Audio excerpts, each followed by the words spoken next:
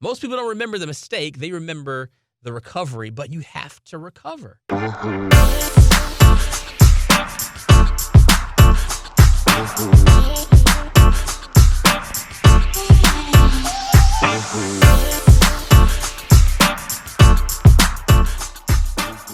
what's poppin'? Neal Hobson, Neal time. This is the One Goal Podcast, and my one goal is to add value to you. Okay, I love people, and I love taking the experiences, the wisdom, the resources, the talent, the gifts that God has given me over the years that I've implemented, and to just share them with you to see how you can grow in whatever God's called you to do as well. Now, even if you're not a Christian like me, a Jesus follower, it's all right. You're still welcome here. Love you, and I want to add value to your life for sure. I want to thank my sponsor, my future sponsor, Chipotle. If you know me, you know I love Chipotle, and I want to make sure that my future sponsor gets some recognition right now, because you never know. If you keep saying it long enough, you could probably see it. So here's the deal. It may have started this journey with me, and you're thinking like, hey, I'm not sure exactly what I need, but I know I'm getting something. Would you smash that subscribe button? Would you just click that subscribe button, leave a comment, let me know that you're getting something out of these videos. And if you want to leave me some feedback in the comments, that's cool too, because I always want to grow. We're a work in progress. I don't have it all together.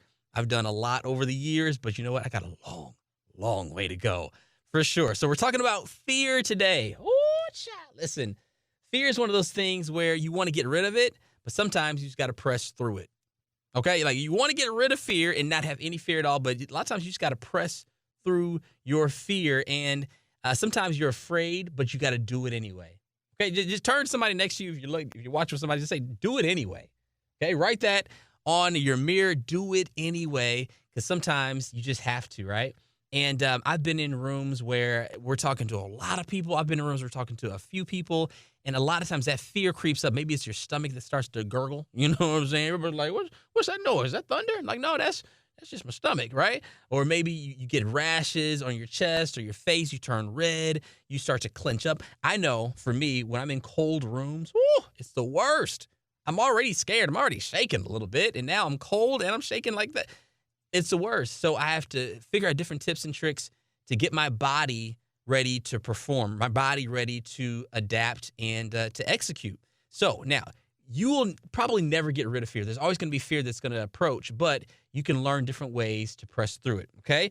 Number one, I'm just going to jump right in, is look your best in the moment.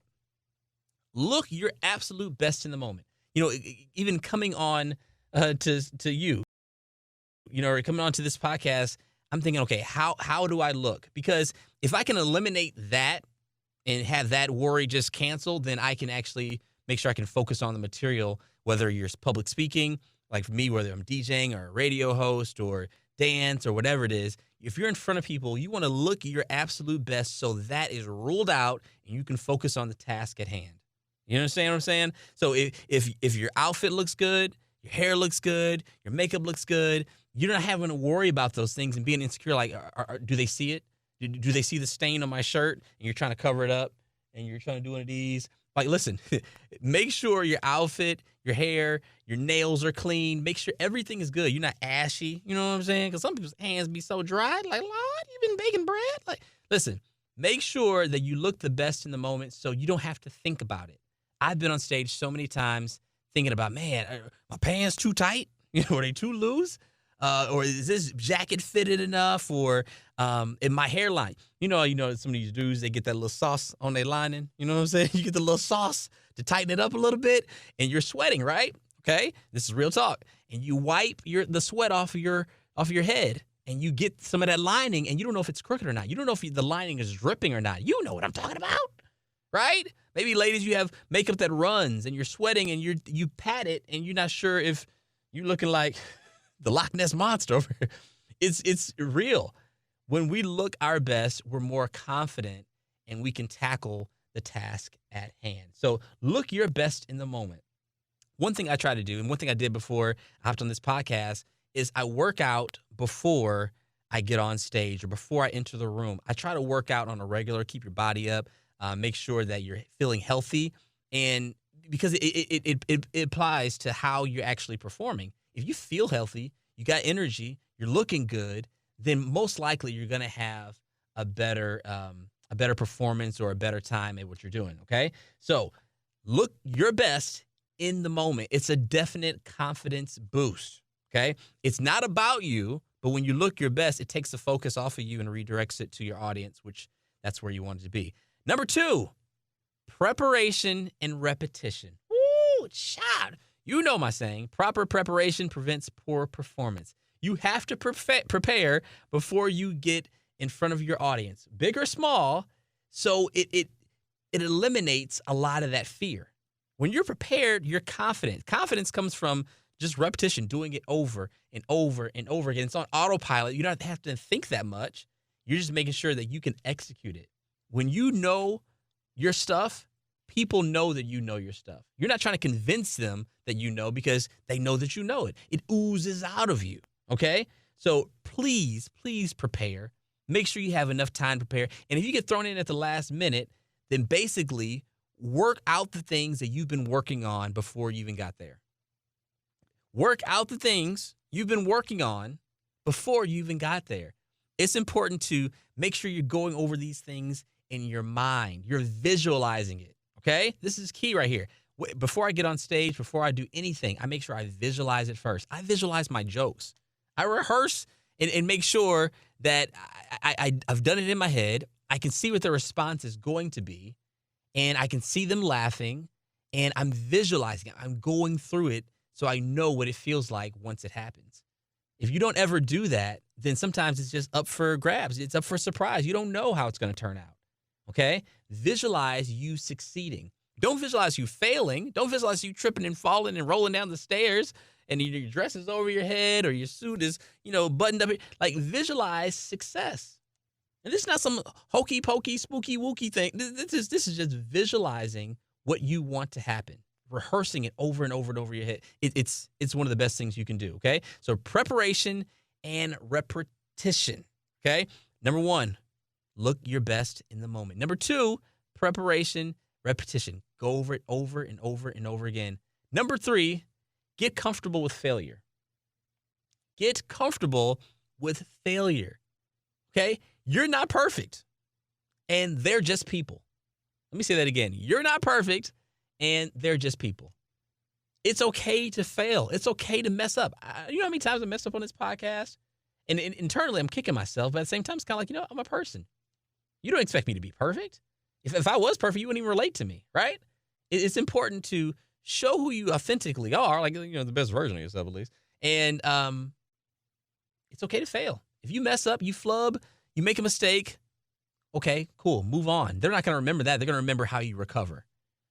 Most people don't remember the mistake. They remember the recovery, but you have to recover, okay? I've practiced how to recover if I do mess up. You got to think fast on your feet for sure, but get comfortable with failure. Everyone wants you to succeed. This is what Brian Tracy says. Everyone actually wants you to succeed once you walk into the room, once you walk onto the stage. Now, I know you got your haters, and you like, you know what? People don't like to see me win. Whoop-de-woo-woo. I get it, okay? But for the most part, everyone wants to see you win. They're rooting for you. You're starting out A+, top notch, okay? And then as you move on, you may work yourself down a little bit, but that's okay. That's life, okay? One thing I always think about is that I'm not auditioning for someone's approval. If I'm speaking, I'm DJing, I'm dancing. Now, I get in my head a lot because I'm an affirmation type person, right? My love language is words and touch. I tell my wife, talk to me while you touch me. But anyway, what I'm saying is that I like affirmation to know that it's going well. I want you to dance. I want you to move. I want to see your head nod. I want to see you smile or laugh to know, okay, this is going well. But sometimes you don't get that, especially if you're talking virtually or you're talking straight to a camera, you're on radio. You don't get all that. So you got to know what you know before you find out and you know it, Here's the deal. You're not auditioning for their approval. You already have your approval before you even get on stage, before you leave the house, the hotel room, whatever it is. You're going and working from a place of approval as opposed to for approval. Two different things. Because when you're working for approval, you're doing everything. You're tap dancing, trying to get them to laugh or no. You're already approved. For me, I'm already approved by God. I know whose I am. So I know who I am, and I can go out and give you what you need. Okay? So get comfortable with failure. I know that the greats in sports, Kobe and Jordan and Tiger and Serena, Brady, they all have bad days. They have bad games. They have bad matches. And sometimes it just does not work out. But we're not remembering those. We're remembering their successes. In order to get to success, you got to fail a lot of times. And it's okay to fail. If you're public speaking, if you're just in front of people and you're just not comfortable, get to be okay with failure. Make friends with failure, actually. Be a friend to failure, because eventually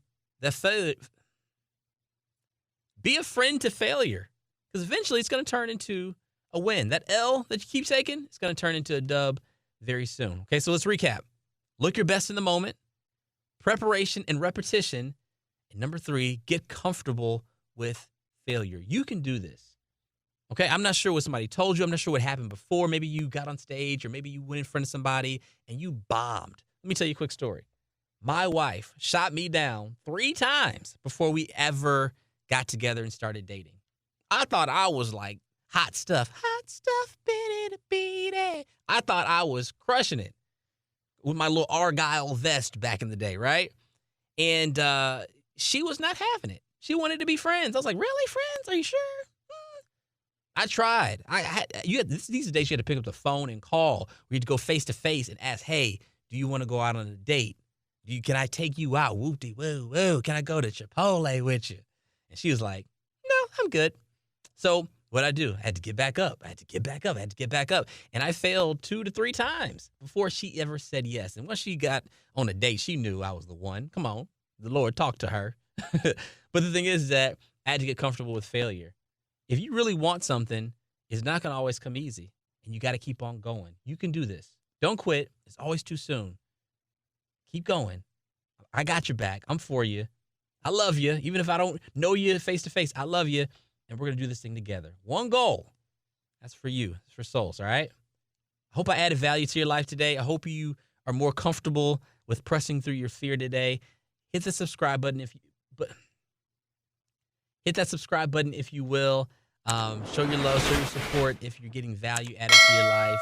Drop a comment in there and share it with somebody as well that may need this, that might be going through exactly what we're talking about today. Appreciate you. It's One Goal Podcast with Neal Hobson. Neal, you know what it is.